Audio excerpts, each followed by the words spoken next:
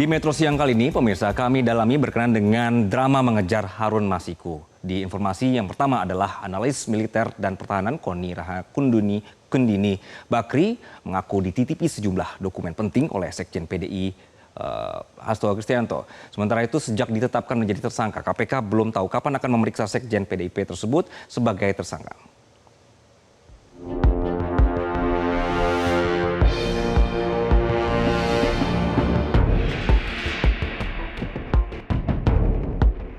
Analis militer dan pertahanan Koni Rahakundini Bakri mengaku dititipi sejumlah dokumen penting oleh Sekjen PDI Perjuangan Hasto Kristianto. Koni tak mengungkap detail isi dokumen tersebut, namun di saat yang sama, politisi PDI Perjuangan Guntur Romli menyebut Hasto akan mengungkap informasi mengenai skandal yang melibatkan petinggi negara. Hal ini ditengarai aksi Sekjen PDI Perjuangan Hasto Kristianto yang tengah berancang-ancang untuk melawan penetapan tersangka oleh Komisi Pemberantasan Korupsi. Belajar pengalaman dari Pak Kusnadi yang tiba-tiba ada yang direbut apalah dari handphone atau buku catatan PDIP atau apapun. Saya cuma mau kasih tahu aja sebagai sahabatnya, pada saat saya pulang ke Jakarta banyak dokumen penting sudah saya amankan. Jadi yang takut dokumennya bisa dihilangkan dan bagaimana lah gitu, udah saya amankan di Rusia. Jadi pada saat saya pulang ke Indonesia, saya dititipi beberapa dokumen penting dan sudah saya amankan dan saya sudah notariskan di Rusia ini. Ya bisa saja itu jadi bom waktu, kita lihat aja. Koni memang tak merinci apa isi dokumen penting titipan Hasto. Namun politisi PDI Perjuangan Guntur Romli melalui postingan di media sosialnya menyebut Hasto akan membongkar informasi mengenai skandal yang melibatkan petinggi negara.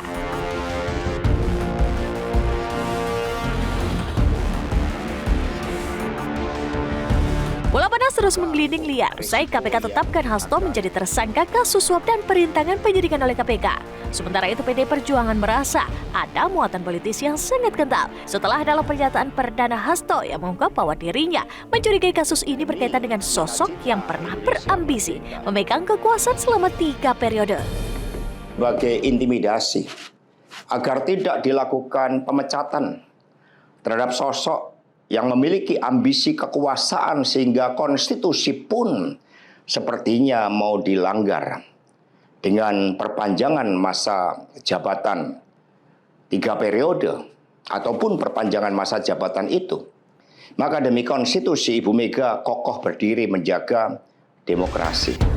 Di sisi lain, KPK menegaskan agar Hasto patuh hukum dan tidak melakukan manuver-manuver perlawanan.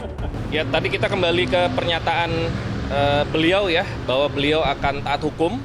Saya pikir akan menjadi paradoks apabila beliau mengatakan seperti itu tetapi melakukan hal yang berbeda. Saya pikir itu menurut penilaian kami seyogyanya tidak dilakukan oleh saudara HK.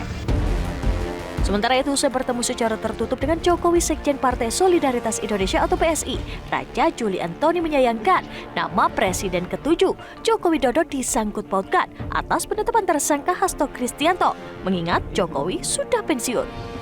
Presiden ke-7 ini dari dulu sudah kenyang difitnah, diolok-olok ya, dibenci, ujaran kebencian, dibilang bodoh, dibilang PKI, dibilang ijazah palsu. Jadi saya kira di beliaunya sih nggak akan ada pengaruh apa-apa ya. Tapi agak keterlaluan lah ya kalau Pak Jokowi yang sudah tinggal di Solo masih dihubungkan dengan dinamika yang terjadi di Jakarta. Jadi saya kira ya monggo lah ya orang terus mengatakan mengait-ngaitkan ya, tapi saya kira terlalu jauh ya dan terlalu mengada-ngada. Sejak ditetapkan menjadi tersangka, KPK belum tahu kapan akan memeriksa Sekjen PDI Perjuangan itu sebagai tersangka. Namun meski begitu, KPK telah berkoordinasi dengan Imigrasi Indonesia guna mencegah Hasto dan Yasona Lawli tidak bepergian ke luar negeri. Tim Liputan Metro TV. Jelajahi cara baru mendapatkan informasi. Download Metro TV Extend sekarang.